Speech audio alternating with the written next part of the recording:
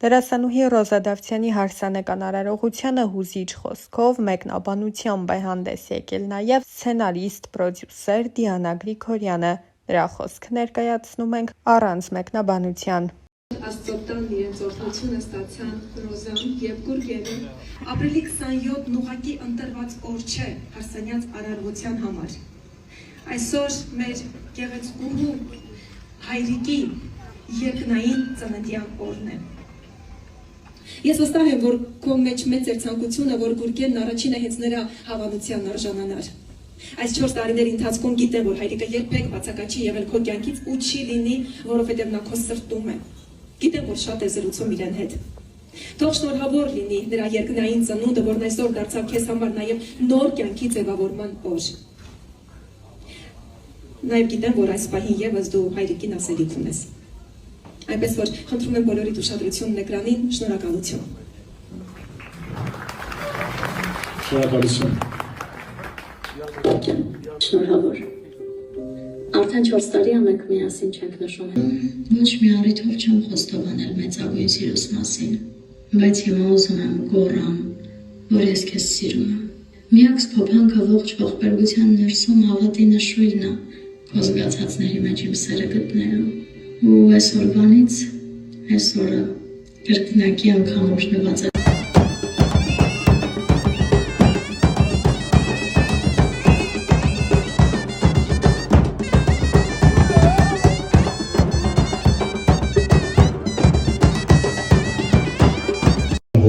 Եկեք բարձր ծափահարություններով ողջունենք մեր նորամսակներին Գուրգեն և Ռոզա։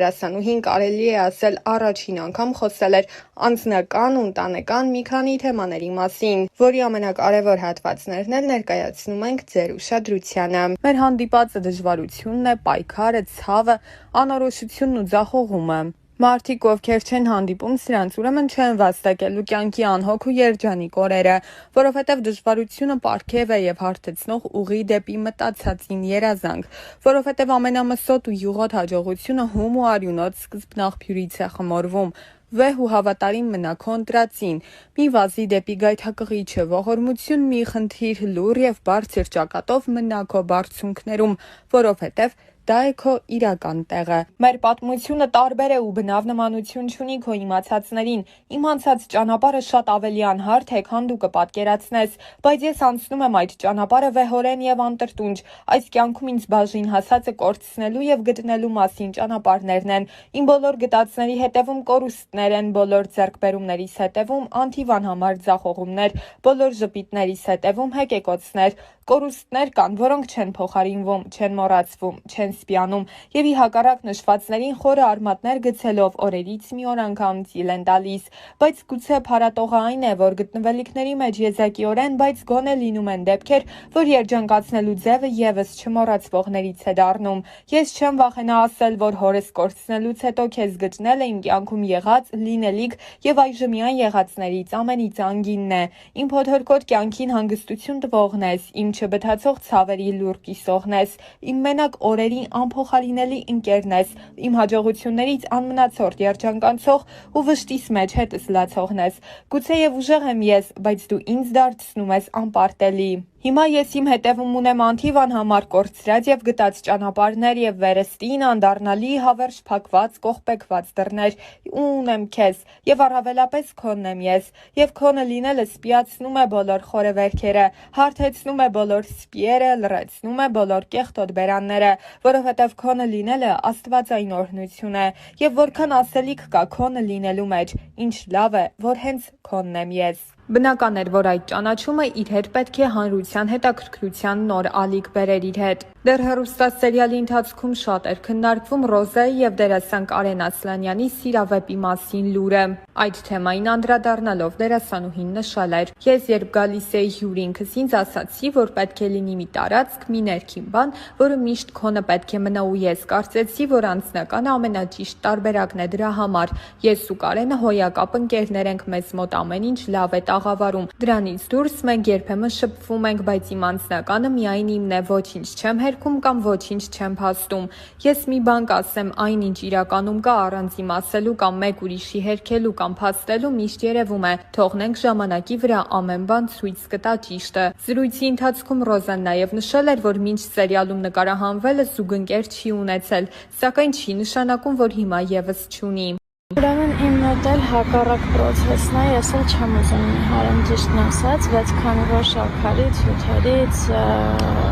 քաղցրից հրաժարվել եմ, մեզ վերջի շաբաթում երևի արդեն 4 կիլո նիհարել եմ, 4 կիլո նիհարել եմ։ Շատ վատ է, բայց եթե դուք ուզում եք նիհարեք, արդեն գիտեք ինչ պիտի անեք, մի քիչ կամքի ուժով։ Մի քանի տարի առաջ սկսում եմ մի խոսքով Instagram-ում կամ ընդհանրապես ապրում էի կապիչներս քանդվել այս անգնալը իրականում մտքից ծայրով չէր անցնի, որ հնարավոր է ինձ մի օր ամեն օր այս հարցը տան երեխեք ապշում եմ ես այդքան մեծ չեմ, որ ամուսնանալու մասին դեռ մտածեմ Ոստիս, եթե կարելի է, տենց մտածեմ, հա? Չգիտեմ, ինչ եք ես հարցը այսքան տալիս ինձ։ Սա կարծում եմ հարցերից հա, որը մի պատասխան իր մեջ չի ներառում, այլ շատ ու շատ պատասխաններ, որովհետև ինքս ինքյան արդեն ինդիվիդուալ հարց է, ու հետևաբար ինդիվիդուալ եւ յուրա պատասխանը ակնկալում։ Տեսեք, եթե օրինակ ունեք քթի կոմպլեքս, արտաքին կոմպլեքսների մասին ես խոսենք, դրա լուծումը արդեն դուք կարող եք տալ, բայց եթե խոսքը ներքին կոմպլեքսների մասին է, դա արդեն հոգեբանական մոտեցում է պահանջում։ Չգիտեմ, կան իրականում կոմպլեքսներ, որոնք այնքան էլ կոմպլեքս չեն, ինչքան մենք ենք դա դարձնում այդպիսին, բայց արդեն ներքին կոմպլեքսները դրանք լուրջ բարդություններ են, որոնց դեմ պիտի հոգեբանորեն պայքարեք։ Չգիտեմ ինչքանով կարողացա օգնեմ, շատ դժվար հարցեր, դժվար պատասխանել ակնկալում էր։ Սա համարենք վերջին հարցը, որովհետև գիտեք, որ ես ատում եմ շատ ստորիներ ու երբ որ իմ մոտ էլ այնպես ստացվում, որ շատ են, նյարդերից չգիտեմ ինչ եմ, Instagram չեմ մտնում, որ չտեսնեմ, որ շատ եմ գցել։ Տեսեք, ես այս հարցին, թե հաղորդման ժամանակ, Օվսիկետ մեր հաղորդման ժամանակ, թե առհասարակ ստորիներով ինչքան տասեք, ես անընդհատ պատասխանում եմ, կամ դուք ուշադիր հետևորդներ չեք, որ այս հարցն ինձ անընդհատ տալիս եք, կամ չգիտեմ Դուք մտածեք արդեն ձեր պատասխանները գտեք, էլ չեմ պատասխանելու, վсё, բարի լույս, իրականում հաճելի է, երբ որ բարի լույսն ասում ես տեղին ու ճիշտ ժամանակին,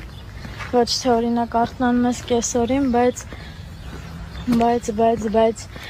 կոնտենտ վարելու համար ասում ես բարի լույս, ես բարի լույսը դիմավորել եմ, դրա համար բոլոր իրավունքներն ունեմ ձեզ ասելու Բարի լույս եւ ասեմ, որ ոչ թե դուրս եմ եկել վազելու, չնայած նրան, որ ես երկար տարիներ զբաղվել եմ շատ ակտիվ սպորտով, առավոտները վազել եմ, հիմա բայց այդ ժամանակը չունեմ,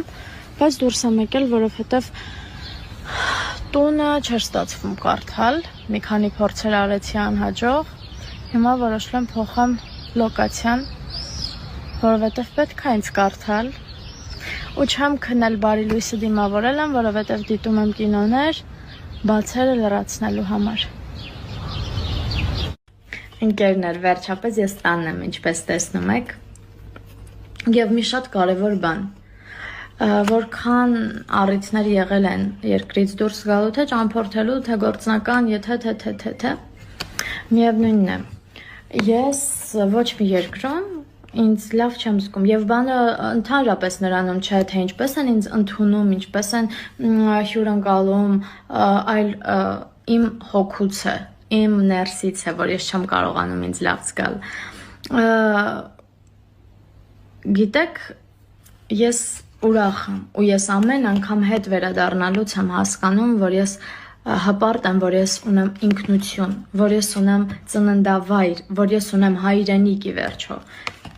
Դա շատ կարևոր է ու դա պետք է գնահատել, հաստատ պետք է գնահատել։